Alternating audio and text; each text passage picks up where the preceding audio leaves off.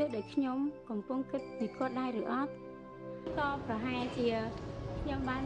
ប្រឡងគាត់ដូចជាបងគិតមុនចង់គិតទៅមនុស្សស្រីយើងហេតុអីក៏ចូលចិត្តមានអារម្មណ៍ចម្លែកអីបែបនេះ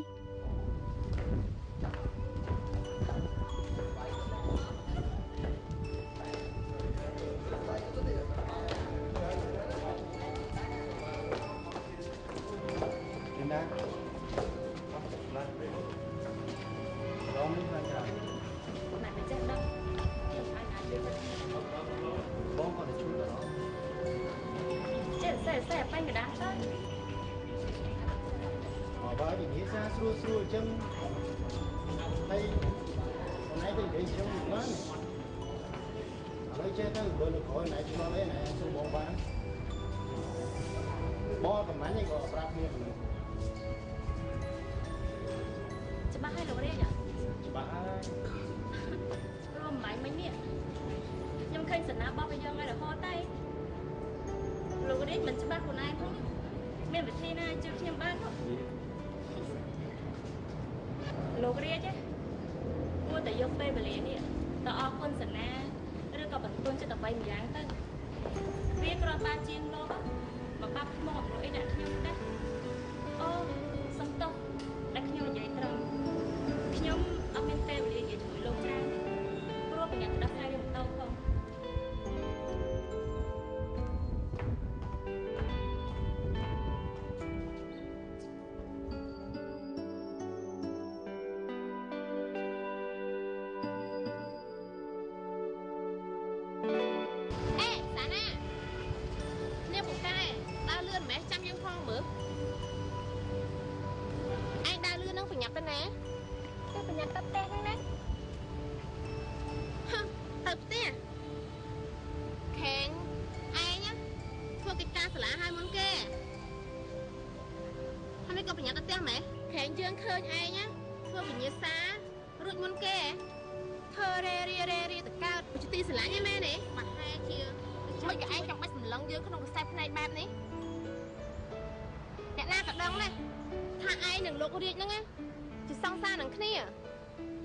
យើងមើលតែឯងណា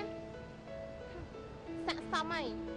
គួរតែមួយឲ្យជ្រៅទៅឲ្យឆ្ងាយហ្នឹងតែលីសេមនុស្សស្រីយើងណាអាចនិយាយពាក្យបែបនេះបានដែរលឺដល់ណាខ្មាស់គេដល់នោះឯងណាគួរតែលើកពាក្យស្អីមកនិយាយដូចជារឿងប្រឡងឬក៏រឿងស្អីក៏បានដែរក៏ប៉ុន្តែគឺជាមិនមែនរឿងនេះទេចេះធ្វើខ្មាស់គេទៅកើតឬស្នេហាយុវវ័យអីនេះល្បីពេញទឹកពេញដី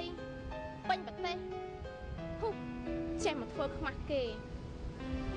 ដំរីងាប់យកចង្អេតបាំងមិនចិត្តទេនាងនេះអញចង់និយាយស្អីហ្នឹងលីសា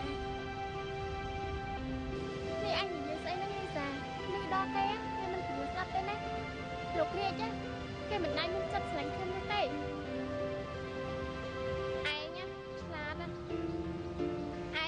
ខ្លួនតន់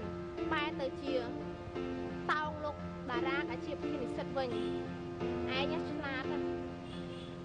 នេះឯងចង់និយាយស្អីហ្នឹងម្ដងរឿងនេះម្ដងរឿងនោះឬក៏អំពិតផឹកមិញយើងឃើញច្បាស់នឹងភ្នែកនេះឯងឲ្យដៃលោកតារាដែលជាប្រធាននិស្សិត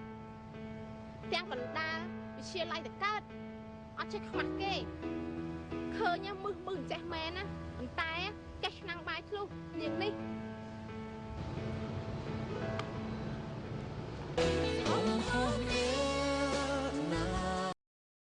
ដែលខ្ញុំដឹងច្បាស់ថារូបលោកគ្មានចិត្តលើខ្ញុំសូម្បីតែបន្តិចសោះ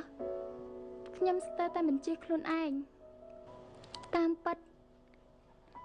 លោកគ្មានលក្ខណៈគ្រប់គ្រាន់ឲ្យមនុស្សទូទៅស្លាញ់នោះទេតែចំណុចសំខាន់របស់ខ្ញុំគឺខ្ញុំមានបំណងចង់ឲ្យលោកកែប្រែចិត្តគំនិតមកជាពលរដ្ឋល្អដែលគួរឲ្យស្រឡាញ់និងចូលចិត្តលីនដាឯងមានសំណាងជាងខ្ញុំនាងត្រូវបាននៅក្នុងការចាប់អារម្មណ៍របស់លោករាជតែអ្នកទាំងពីរស័ក្តិសមគ្នាបំផុតទាំងរូបសម្រស់និងទ្រព្យសម្បត្តិ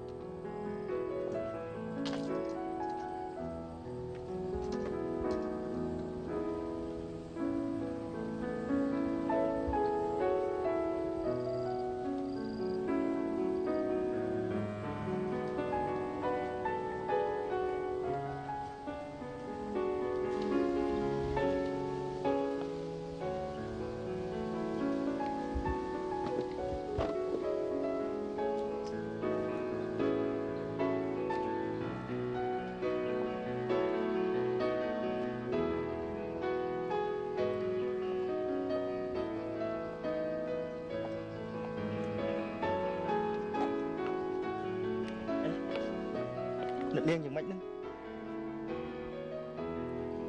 ផងខ្ញុំគ្មានចេតនាទេ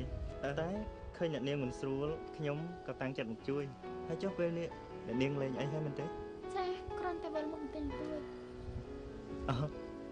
អញ្ចឹងអង្គុយសម្រាប់បន្តិចសិនទៅអ្នកនាងនឹងបានស្រួលវិញហើយតោះយើងទៅកន្លែងនោះទៅ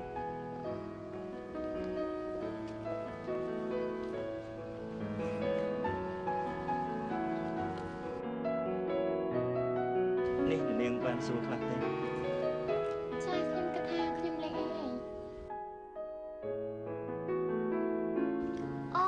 លោកគឺជាលោកសាក់ពីប្អូនលោកតារាតានេះខ្ញុំពិតជាចៃដន្យពេកហើយចុះនេះលោកតាណាមកណាដែរទៅម្ដងទីនេះអូគិតថានឹងទៅផ្សារបន្តិចព្រោះតែថ្ងៃសម្រាប់ចង់ទៅដើររកសម្ភារៈប្រើប្រាស់តខ្លួនបន្តិចហ្នឹងអញ្ចឹងខ្ញុំរំខានលោកតែដឹងបើលោកមានធុរៈក៏លោកអញ្ជើញទៅមុនចុះ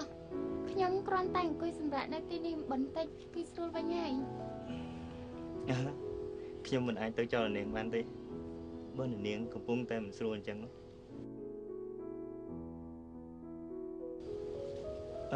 ចេះទៅល្អទេខ្ញុំអញ្ជើញអ្នកនាងរួមដំណើរទៅជាមួយនឹងគ្នាទៅសម្រាប់នៅទីនោះវិញបរិយាកាសល្អជាងនេះជាងហើយបើចង់ញ៉ាំអី burger pizza ឬក៏ក្រែមស្អីនោះក៏តាមចិត្តខ្ញុំជាអ្នកប៉ាវណាអូខេ